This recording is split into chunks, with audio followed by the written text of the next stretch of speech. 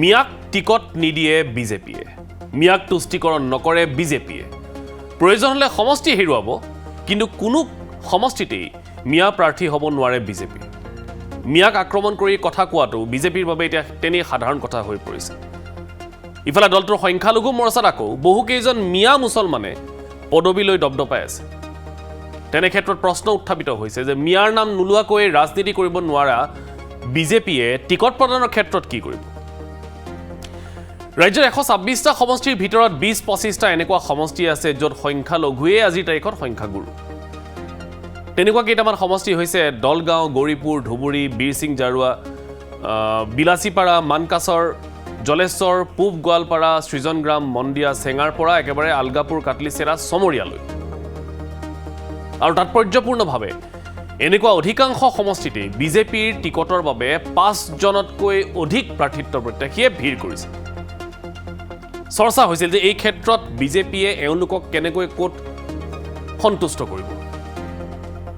এই বিষয়টোৱে বিজেপিক শলঠেকত পেলাব নেকি? বিজেপিৰ সমীকৰণ কি হ'ব এই ক্ষেত্ৰত? কেনেকৈ মিলাব দিলীপ শইকীয়াই? আজি অৱশেষত এই সন্দৰ্ভত দিলীপ শইকীয়াই এটা মন্ত্ৰণা দিছে, বা মন্ত্ৰণা বুলি নকয় যদি আমি কওঁ যে দিলীপ শইকীয়াই নিজৰ মত বা দলৰ মত স্পষ্ট কৰিছে। এতিয়া এই সমষ্টিসমূহত কি কৰিব বিজেপি? আমি এই মুহূৰ্তত সংযুক্ত হৈছো আমাৰ জ্যেষ্ঠ সাংবাদিক ৰাজু বৰুৱাৰ সৈতে। ৰাজু বৰুৱা বৰ্তমান লাইভত আছে। ৰাজু বৰুৱা, আপোনাৰ ওচৰলৈ আহিছোঁ। এই সমষ্টিকেইটাৰ যিকেইটাৰ আমি নাম ক'লোঁ, প্ৰায় 20ৰ পৰা 25টা সমষ্টি ইতিমধ্যে স্ক্ৰীণত আমি দেখুৱাই আছোঁ। এইকেইটা সমষ্টি য'ত সংখ্যালঘু বৰ্তমান সময়ৰ সংখ্যা গুৰু হৈ আছে। এই সমষ্টিকেইটাত কৈ থকা হৈছিল যে বিজেপিয়ে যিমানেই মিয়াৰ বিৰুদ্ধে কথা নকওঁ কিয়, কিন্তু এই সমষ্টিকেইটাত কিন্তু সংখ্যালঘুকেই বিজেপিয়ে প্ৰাৰ্থিত্ব দিব লাগিব, যিসকলক সচৰাচৰ বিজেপিয়ে আক্ৰমণ কৰি আহিছে। কিন্তু এই ক্ষেত্ৰত আজি দিলীপ শইকীয়াই এটা কথা স্পষ্ট কৰিছে। তেওঁলোকৰ ৰণনীতি কি? দিলীপ শইকীয়াই কোনখিনি কথা ক'লে ৰাজু, আপোনাৰ পৰা জানিবলৈ বিচাৰিছোঁ, বিশেষকৈ এই সমষ্টিকেইটাৰ ক্ষেত্ৰত। চাওক মানস, যে আপুনি ইতিমধ্যে উল্লেখে কৰিছে যে মুখ্যমন্ত্ৰী ডক্টৰ হিমন্ত বিশ্ব শৰ্মা হওক, ৰাজ্যিক বিজেপিৰ সভাপতি দিলীপ শইকীয়া হওক, বা প্ৰতিগৰাকী বিজেপিৰ নেতা হওক, প্ৰত্যেকেই শেহতীয়াকৈ যদি কিবা কথা ক'বলগীয়া হয় তেতিয়াই তেওঁলোকে হিন্দু মুছলিমৰ কথা কয় আৰু মিয়াৰ কথা তেওঁলোকে কৈ আহিছে। আৰু বিশেষকৈ মুখ্যমন্ত্ৰীগৰাকীৰ শেহতীয়া যিখিনি শেহতীয়া ভাষ্যত আনকি মুখ্যমন্ত্ৰীগৰাকীয়ে কৈছে যে মিয়াক কষ্ট দিবই লাগিব। যদি ৰিক্সা এখনত উঠে তেনেহ'লে 5 টকা যদি ভাড়া হয় তেনেহ'লে 4 টকা দিব, 1 টকা কমকে দিব, মিয়াক কিন্তু কষ্ট দিব লাগিব। গতিকে কিন্তু সেই বিজেপি দলটোৰে যদি আপুনি সংখ্যালঘু মৰ্চাটো চায় তেনেহ'লে সংখ্যালঘু মৰ্চাৰ অধিকাংশ পদবীধাৰীয়ে কিন্তু এনেধৰণৰ মিয়া মুছলমান, যিখিনিৰ মাজত আনকি আপুনি ক'ৰবাত গৰীয়া, মৰিয়া, দেশী, জলহা, এইসকল যিসকলক খিলঞ্জীয়া মুছলমান বুলি কোৱা হয়, তেওঁলোকৰ প্ৰতিনিধি কিন্তু খুব কম আছে যিটো সংখ্যালঘু মৰ্চা আছে বিজেপিৰ। অৱশ্যে নেতৃত্বত সংখ্যালঘু মৰ্চাত যিগৰাকী আছে তেওঁ শান্তিয়াছ কুজুৰ, তেওঁ এগৰাকী খ্ৰীষ্টান ব্যক্তি। কিন্তু বাকী যিখিনি পদবী আছে, সাধাৰণ সম্পাদকগৰাকীকো যদি চাওঁ তেনেহ'লে সাধাৰণ সম্পাদকৰ পদবীটোতো এগৰাকী মুছলমান আছে, যিগৰাকী মুছলমান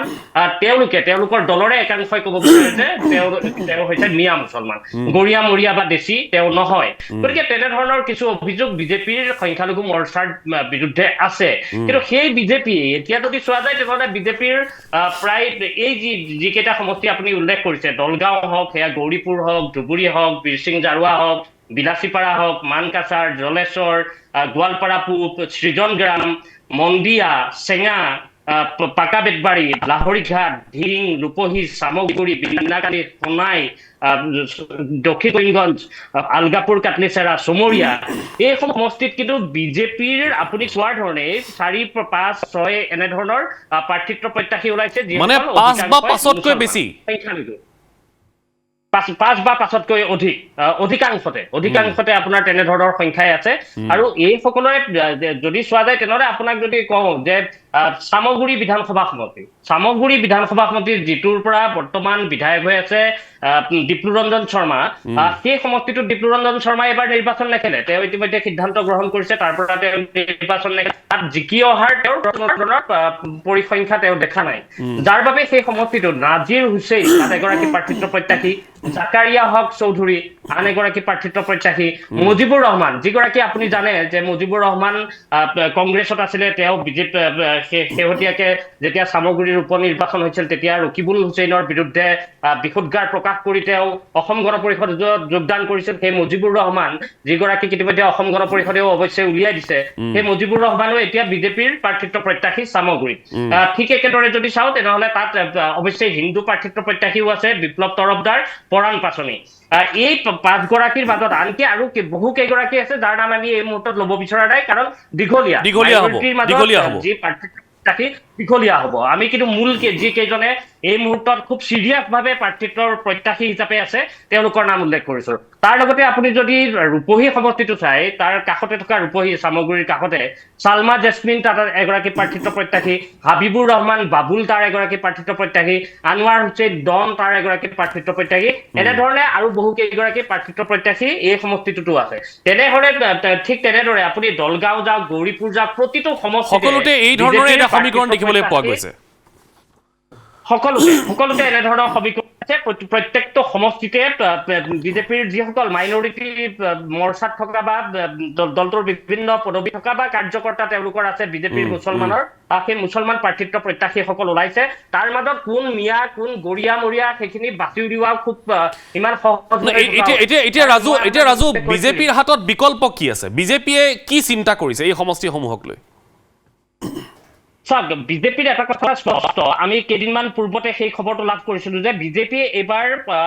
তেওঁলোকে যিকেইটা সমষ্টিত প্ৰাৰ্থী প্ৰক্ষেপ কৰিব কাৰণ বিজেপিৰ ইতিহাসো আছে আপুনি যদি সোণাই সমষ্টিটো চাই মানস যে সোণাই বিধানসভা সমষ্টি বৰাকৰ এটা গুৰুত্বপূৰ্ণ বিধানসভা সমষ্টি যিটোৰ পৰা বৰ্তমান কৰিমুদ্দিন লস্কৰ কৰিমুদ্দিন বৰভূঞা বিধায়ক হৈ আছে এআইডিএফৰ বিধায়ক এগৰাকী আছে সেই সমষ্টিটো সোণাইত 2016 চনত কিন্তু বিজেপিৰ একমাত্ৰ মুছলমান এগৰাকী প্ৰাৰ্থী জয়ী হৈ আহিছিল আমিনুল হক লস্কৰ 2016 চনত তেওঁ বিধানসভাৰ উপাধ্যক্ষ পৰ্যন্ত হৈছে আমিনুল হক লস্কৰ অৱশ্যে বৰ্তমান কংগ্ৰেছত আছে কিন্তু সেই বিজেপিৰ সেই ইতিহাসো আছে কিন্তু মুছলমান প্ৰাৰ্থী বিজেপিৰ জয়ী হৈ আহিছে গতিকে বিজেপিৰ প্ৰাৰ্থিত্ব প্ৰত্যাশীসকলৰ তেনেকুৱা কথাই যে বিজেপিয়ে যিহেতু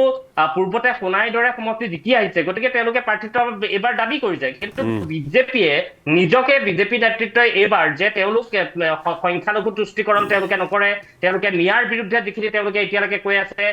সেই যিটো ষ্টেণ্ড সেই ষ্টেণ্ডত তেওঁলোকে এতিয়া বৰ্তি থাকিব তেনেধৰণৰ এটা নীতিৰ মাজেৰে বিজেপিয়ে এইবাৰ সিদ্ধান্ত গ্ৰহণ কৰিছে যে কোনো সমষ্টিতে তেওঁলোকে সংখ্যালঘু প্ৰাৰ্থী প্ৰক্ষেপ নকৰে তাৰমানে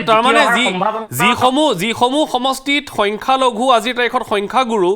তেনেকুৱা সমষ্টিটো তেওঁলোকে হিন্দু প্ৰাৰ্থীয়ে দিব নেকি একেবাৰে ঠিক হিন্দু প্ৰাৰ্থী তেওঁলোকে প্ৰক্ষেপ কৰিব যেনে ধৰণৰ বিলাচীপাৰা সমষ্টিত এতিয়া বিজেপিৰ প্ৰাৰ্থিত্ব প্ৰত্যাশী মুছলমান প্ৰাৰ্থিত্ব প্ৰত্যাশীতকৈ আগবাঢ়ি আছে এতিয়া হিন্দু প্ৰাৰ্থিত্ব প্ৰত্যাশী যেনেধৰণে অশোক কুমাৰ সিংঘি এটা সময়ত তেওঁ বিধায়ক আছিল বিলাচীপাৰাত তেওঁ পুনৰবাৰ কাৰণ বিলাচীপাৰাৰ যিটো জনগাঁথনি যদি আপুনি চাই তেনেহ'লে সংখ্যালঘু তাত সংখ্যাগুৰু কিন্তু তাতো কিন্তু সেই সমষ্টিটোত জীৱেশ ৰায় আৰু আন এগৰাকী অশোক কুমাৰ সিংঘি প্ৰাক্তন বিধায়ক অশোক কুমাৰ সিংঘিয়ে তাত টিকট বিচাৰিছে গৌতম বৰা আপোনাৰ মনত আছে চাগে গৌতম বৰা প্ৰাক্তন মন্ত্ৰী কংগ্ৰেছত তেওঁ আছিল এতিয়া বিজেপিত যোগদান কৰিছে সেই গৌতম বৰা ধিঙৰ প্ৰাৰ্থিত্ব প্ৰত্যাশী বৰ্তমান হৈ আছে বাকী মুছলমান প্ৰাৰ্থিত্ব প্ৰত্যাশী আছে তাত কিন্তু গৌতম বৰাক প্ৰাৰ্থিত্ব প্ৰদানৰ বিজেপিয়ে কুচকাৱাজ চলাইছে ধিঙত যদি বিজেপিয়ে নিৰ্বাচন খেলে তেনেহ'লে ধিং সমষ্টিটোত বিজেপিয়ে এইবাৰ প্ৰাৰ্থী হিচাপে প্ৰক্ষেপ কৰিব গৌতম বৰাক তেওঁলোকে ইতিমধ্যে সেই সিদ্ধান্ত গ্ৰহণ কৰিছে যে সেই সমষ্টিটোত তেওঁলোকে গৌতম বৰাক প্ৰাৰ্থী হিচাপে তেওঁলোকে প্ৰক্ষেপ কৰিব চেঙা বিধানসভা সমষ্টি য'ত বৰ্তমান আশ্ৰাফুল হুছেইন তাৰ বিধায়ক হৈ আছে এআইডিএফৰ সেই চেঙা বিধানসভা সমষ্টিত বহু কেইগৰাকী মুছলমান প্ৰাৰ্থিত্ব প্ৰত্যাশী আছে মানস তাৰ মাজত কিন্তু জিতু তালুকদাৰ বিজেপিৰ এগৰাকী পুৰণি নেতা জিতু তালুকদাৰৰ নামটো চৰ্চা হৈ আছে ৰাজু এতিয়া আপুনি যিখিনি কথা উল্লেখ কৰিছে যে এই সংখ্যালঘু সমষ্টিসমূহত হয়তো বিজেপিয়ে কনচিডাৰ কৰা মিয়া বা এইসকল প্ৰাৰ্থীক তেওঁলোকে প্ৰাৰ্থিত্ব নিদিয়ে তেতিয়াহ'লে তেওঁলোকে হিন্দুক দিব বুলি আপুনি বিকল্প হিচাপে কৈছে এইখিনি কথা আজি দিলীপ শইকীয়াই নিজে উল্লেখ কৰিছে এতিয়া দিলীপ শইকীয়াৰ এই মন্তব্যটোক লৈ কিন্তু একাংশ মই আকৌ কৈছোঁ বিজেপিৰ ভিতৰত থকা একাংশ হয়তো গৰিয়া মৰিয়া জলহা একাংশ যি কাৰ্যকৰ্তা আছে তেওঁলোক বিপদত পৰিব নেকি বা এক কথা যদি আমি ক'বলৈ যাওঁ উলুৰ লগত বগৰীপুৰা যাব নেকি একেবাৰে ঠিক মানক যে উলুৰ লগত বগৰীপুৰা যোৱাৰে কিন্তু সম্ভাৱনা এতিয়া বেছি কাৰণ বিজেপিৰ নীতি ইতিমধ্যে বিজেপিয়ে স্পষ্ট কৰিছে দিলীপ শইকীয়া ৰাজ্যিক বিজেপিৰ সভাপতিগৰাকীয়ে যে তেওঁলোকে এবাৰ কোনো ধৰণৰ তুষ্টিকৰণৰ যিটো ৰাজনীতি সেই তুষ্টিকৰণৰ ৰাজনীতিৰ দিশে তেওঁলোক নাযায় তেওঁলোকে মুছলমানৰ ভোটৰ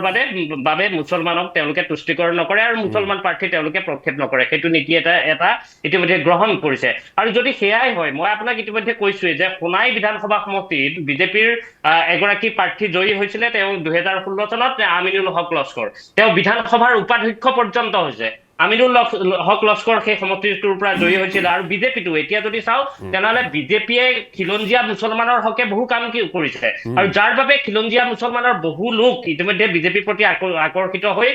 দলটোত যোগদান কৰিছে দলটোৰ হকে তেওঁলোকে কাম কৰি আছে আৰু এই সময়ছোৱা কাৰণ সকলোৰে যেতিয়া কোনোবা ৰাজনীতি কৰে প্ৰত্যেকৰে এটা কথা থাকে যে তেওঁলোকে কেতিয়াবা ৰাজনীতিত থাকোতে তেওঁলোকে নিৰ্বাচন তেওঁলোকে খেলিব নিৰ্বাচনত অৱতীৰ্ণ হৈ তেওঁলোকে জয়লাভ কৰিব তেনেকুৱা ধৰণৰ এটা সপোন সকলোৰে থাকে আৰু এই যে দেশী জোলহা বা গৰিয়া মৰিয়া এই যি খিলঞ্জীয়া মুছলমান যিসকল আছে বিজেপিত জড়িত হৈ থকা তেওঁলোকৰ বাবে এইটো তেওঁলোকে ভাবিছিল যে 2026ৰ যিটো নিৰ্বাচন সেই 26ৰ নিৰ্বাচনটো তেওঁলোক অৱতীৰ্ণ হ'ব দীৰ্ঘদিন ধৰি তেওঁলোকে সংগঠনৰ কাম কৰিছে কিন্তু তাৰ পিছতো যেতিয়া বিজেপিয়ে এইবাৰ যিহেতু সেই নীতি গ্ৰহণ কৰিছে যে তেওঁলোকে একোটা সমষ্টিত মই ইতিমধ্যে কৈছো যে সামগুৰি সমষ্টিটোত বিপ্লৱ তৰফদাৰ পৰাণ পাচনি ঠিক একেদৰে যদি আমি ধিং সমষ্টিত যাওঁ তেনেহলে গৌতম বৰা প্ৰাক্তন মন্ত্ৰী গৌতম বৰা বিলাসীপাৰাত আপুনি চাব পাৰে যে অশোক কুমাৰ সিংহি ঠিক একেদৰে চাইঙা সমষ্টিত জিতু তালুকদাৰ তেনেধৰণৰ কিছু সমষ্টিত তেওঁলোকে ইতিমধ্যে প্ৰাৰ্থী সাজু কৰিছে তেওঁলোকে হিন্দু প্ৰাৰ্থী সাজু কৰিছে আৰু সেই হিন্দু প্ৰাৰ্থীকে তেওঁলোকে টিকট দিয়ে এক প্ৰকাৰ তেওঁলোকে গোটেই নিৰ্বাচনটোত অৱতীৰ্ণ হ'ব আৰু যিকেইটা সমষ্টিত তেওঁলোকে নিজেই নেখেলে প্ৰাৰ্থী প্ৰক্ষেপ নকৰে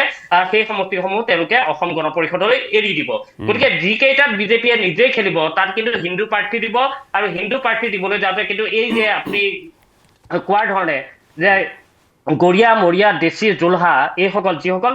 তেওঁলোকে মিয়া মুছলমানৰ যি ৰাজনীতি মিয়া বনাম অসমীয়া বা মিয়া বনাম চিনাকি বনাম অচিনাকি যি ৰাজনীতি সেই চিনাকি বনাম অচিনাকিৰ ৰাজনীতিত তেওঁলোক কিন্তু উলুৰ লগত বগৰী পুৰা এবাৰ যোৱাৰ সম্ভাৱনা খুবেই বেছি মানে ৰাজু আমি শেষত মই আপোনাৰ পৰা একদম চমুকৈ এটা বাক্যত শুনিবলৈ বিচাৰিছো তাৰমানে বিজেপিৰ এতিয়া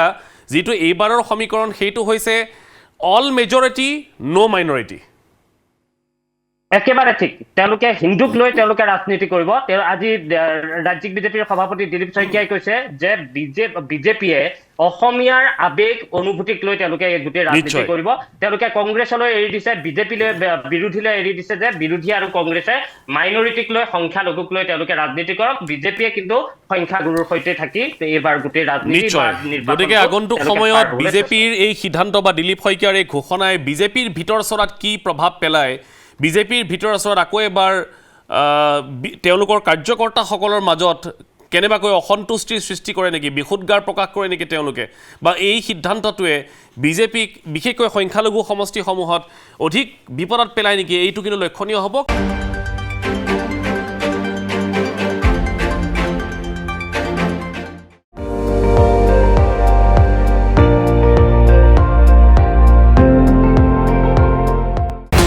আপুনি চাই আছে ND24 সৰ্বশ্ৰেষ্ঠ নহয় সৰ্বোত্তমৰ দৌৰ